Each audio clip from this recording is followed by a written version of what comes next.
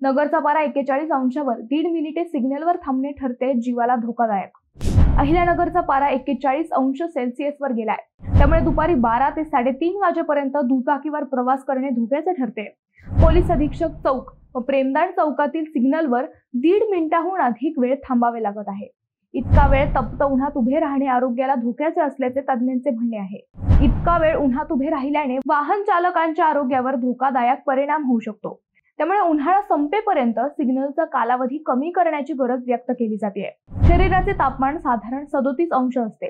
2 मिनिटांपेक्षा अधिक काळ 40 अंश सेल्सिअस उन्हात उभे राहिल्यास शरीराचे तापमान 37 अंशांच्या पुढे जाते। त्याचा मेंदू आणि हृदयावर परिणाम होऊ शकतो। त्यामुळे वाहन चालकास उष्माघात होण्याची शक्यता असते, असे तज्ज्ञ म्हणतात। दरम्यान सिग्नलचा कालावधी चौकातील रहदारीनुसार निश्चित केला जातो।